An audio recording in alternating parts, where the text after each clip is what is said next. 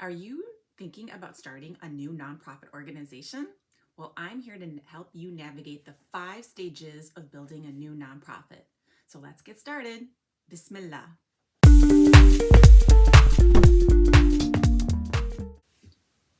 Assalamu alaikum and hello. My name is Noshina Hussein and I'm with Nissa Consulting. I help Muslims build stronger nonprofits so they can make the world a better place. In today's video, I want to talk to you about the 5 stages of starting a nonprofit organization. And I love to visit the Minnesota Council of Nonprofits website because it's a great resource with a wealth of knowledge base and so many different things for you to be able to access in order to strengthen your nonprofit.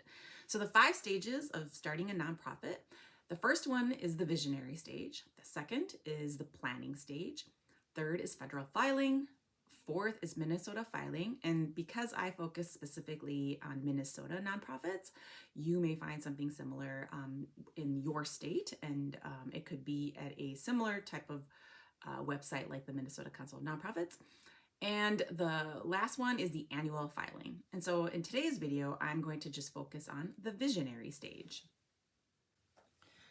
Now, one piece of advice before we get started in the visionary stage is that you need to set your intentions. As Muslims, it is really important for us to understand why we are doing this, because for the sake of Allah, to please Him, all of our intentions should begin with that. And for often, we should be clarifying those intentions and renewing those intentions in the work that we are doing. And then we take action, right? We put our best effort in, we do our best, we add ihsan to it, come from a place of excellence, and then the rest is up to Allah. Everything that you do, the outcome is going to be up to Allah. So set your intentions and say Bismillah. The first step in the visionary stage is to really determine whether or not a new nonprofit needs to exist. A lot of people want to start new nonprofits, and sometimes they don't look at the alternatives that could be available for them to reach their goals. And so think about, could your nonprofit idea be a program at another existing nonprofit organization? That way you could leverage the framework and the organizational capacity of another nonprofit organization before you set out to build a new one on your own. You could also just be an unincorporated association. You don't like the paperwork, you don't want to do all of that, then maybe it's just a group of volunteers that come together to work on a goal. The third one is a fiscal sponsorship. I'm a big fan of fiscal sponsorship because this is how I navigated starting my own nonprofit organization. And a fiscal sponsor just has a lot of resources and help available for you to just be able to navigate through all the different steps of running a nonprofit organization without having the 501c3 status. And then finally, maybe it's not a nonprofit organization that you're starting. Maybe it's an actual for-profit business entity. You never know until you figure out a lot your mission and vision and your goals. And that's what we're going to do next.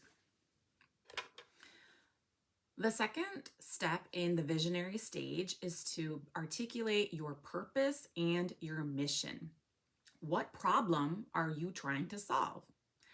Who are you trying to serve? And then third, what are your programs and your goals? This is the what, who, and how of why you're starting this nonprofit. And it's really important to have a mission statement that is very clear because it's going to guide you not only in these initial stages, but also for the future. It should be a clear, concise statement that's easy for you to remember and guide you in everything that you're doing. A lot of nonprofits go through mission creep where they feel like they've got to solve every single problem that is being thrown at them.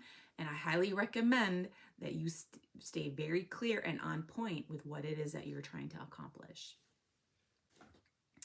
The third step in the visionary stage is that you need to build a brand new founding board of directors.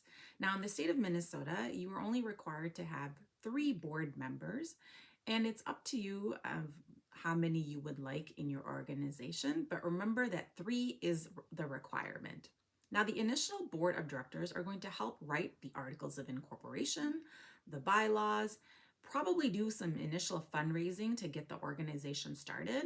And of course, they would hire the executive director. Now, it's really important that when you recruit for your board members, find people that are passionate about your nonprofit's mission. You want somebody that just loves your organization, is going to be an ambassador in the community. And also make sure that your board of director reflects your constituency, the people that you serve.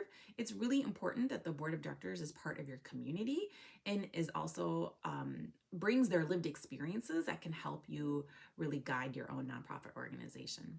And then finally, make sure they have time. Being a board member requires a lot of responsibility and governance and really being on top of the things that are happening in the initial stages of your nonprofit.